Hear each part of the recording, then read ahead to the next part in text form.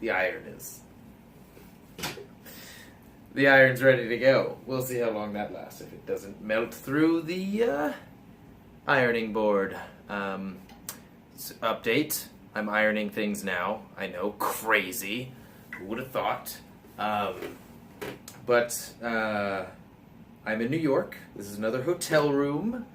Not so much different there. Still traveling. I will be back for a little while on Wednesday, recording this on Monday.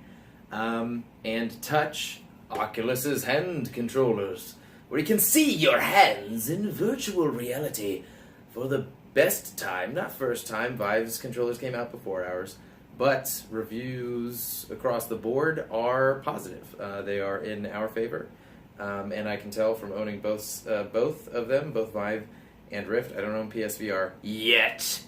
That our controllers are superior, and that's not biased. When somebody walks up to me and they're like, "So what should I buy? The Vive or the Rift?" I hear this about the Vive, I hear this about the Rift. I train people to think this way or operate this way as well. I never bash our competitor. I think Vive is wonderful. I think that both of us have our pros and cons.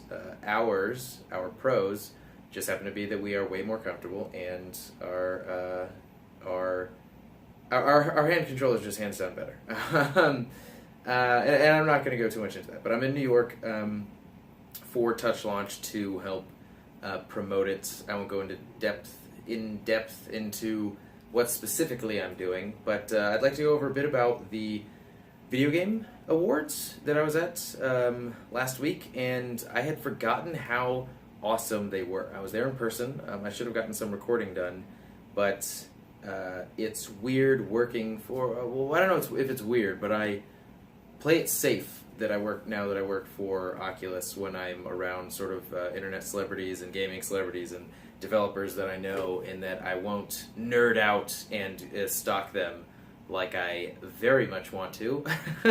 But I will sort of play cool. I may go high or whatnot. There was I was in the back, and if you tuned into the Game Awards, which if you haven't, I highly recommend watching it. It was really cool, really fun. So I was in the back in the green room, what they call it, which is where all like the VIPs and whatever go to, for a short amount of time, just setting up Oculus, making sure it works. There were other staff there to give demos and run the VIPs through and everything. They're doing the Assassin's Creed video. I won't go into my opinion on that video. It's the Assassin's Creed 360 video for promotion up to the movie. Man, this is rambling. I didn't actually intend to go this much in depth, but yeah. And there were a lot of, like, I saw Bernie Burns. I saw. I shook hands with Hideo Kojima before he got his industry idol, and wow, Jeff Keighley was really broken up about that. Saw Jeff Keighley, which I actually gave Jeff Keighley his first demo, and Hideo Kojima their first Oculus demo at E3 like 2 years ago. And who else? A bunch of people that I like.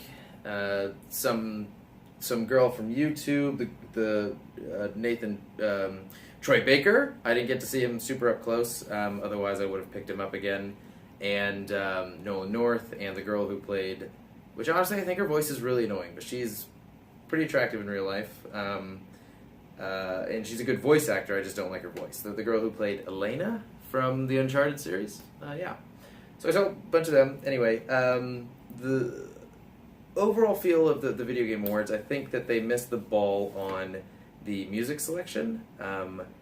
It was really weird. Like, I don't think their music selection translates really well to gamers. It's always odd to me when you for, like, let's say a developer conference, you get Deadmau5 there, and then when you're in the Deadmau5 concert, there's no dancing. There's no like, woo, Deadmau5, how it should be. It's all just, developers standing up straight with the cocktail maybe, just talking to one another. Deadmau5, definitely being the foreground audio, was treated as the background music, which is very odd.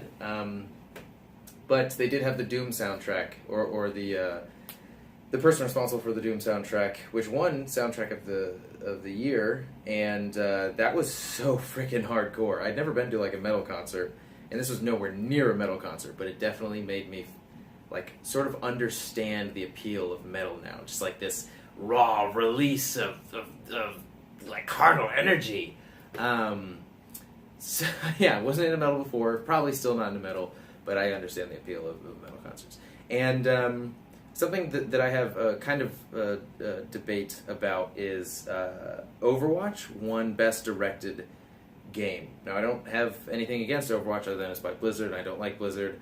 I'll probably do an entire rant view or vlog on that later, but I like Overwatch. The cinematics make me weep every single time I see them. They are beautifully done. The cinematics are directed very well, but it was for Best Game Direction. And I think that the nominees were, the only ones that I remember are Uncharted, for Overwatch, and the one that I wanted to win, Battlefield 1. Not a fan of Battlefield 1. I'll explain to you sort of my opinion on this. So, Best Directed Game should apply to the game that was directed the best sort of during gameplay and put together as a whole as an amazing gaming experience. Overwatch, I don't think it was judged based off of its cinematics, which still shouldn't have won because the cinematics are not a part of the game. The cinematics need to correlate with the game perfectly to make you understand the story or gameplay better, and they don't. The gameplay of Overwatch makes no sense in accordance with the cinematics. None whatsoever. They should just make an Overwatch movie and be done with it. The context of why you're fighting makes no sense. So for having winning the best direction meaning sort of everything coming together to convey this certain sense of whatever you want to convey, whatever you want to direct, Overwatch should not have won, purely because the cinematics and the gameplay and the characters are so jumbled and clusterfucked that you like watching the cinematics, you can understand like, oh, heroes saving the day and some were shattered. Their power grew out of hand and they had to be taken down. Very similar to The Incredibles. Again, doesn't translate into gameplay. Uncharted should also be based a little bit, or should also be judged a little bit better than Overwatch on the same principles. At least, perhaps I'm completely misinterpreting this subject, best directed video game, or video game direction.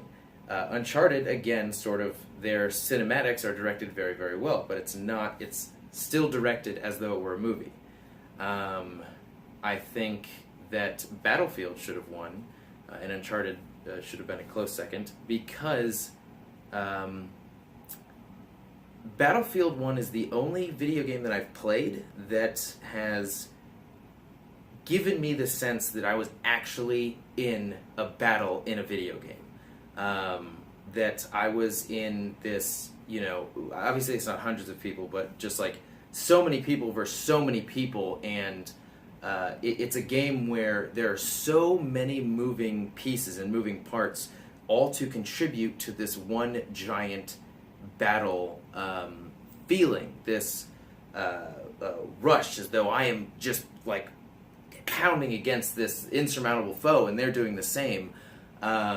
Zeppelins, tanks, other vehicles, different classes, the levels, the explosions, the landscape, it all comes together to form this battlefield, this sensation of actually being inside of a battle. So in terms of video game direction, they created all these moving pieces so well that it conveys exactly what it's supposed to. So that's what I thought should have won. Sorry, this is a pretty long tangent on a pretty esoteric topic, but that's pretty much my piece on the Game Awards. I thought they were really awesome, and I thought that you should watch, if you haven't seen the Game Awards, if you don't have time to watch the entire thing, if you don't really have an interest in the entire thing, but you are a gamer, you've enjoyed playing video games your whole life, I highly recommend watching the opening what would you call it? It's sort of just like an opening montage of all of the games that came out this year and that will come out next year, and the feeling of it, the energy of it, what it was trying to convey was all these epic scenes being put together, and this voiceover saying, "Video games, what do they mean to us? They allow us to explore regions we never would be able to otherwise. They allow us to step inside of the shoes of these amazing characters and empower ourselves."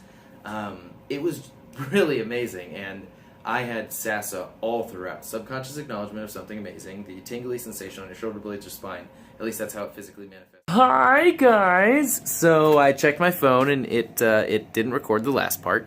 The last part was me talking about the subconscious acknowledgement of something amazing, Team Sasa. That is what we're about. It manifests itself as tingly sensation on on your shoulder blades or spine. That's how it's, representing that this moment, this instance, this thing has moved you, and you have no power over it. It's moved you physically. That's how it manifests for me. It can manifest in different ways for other people.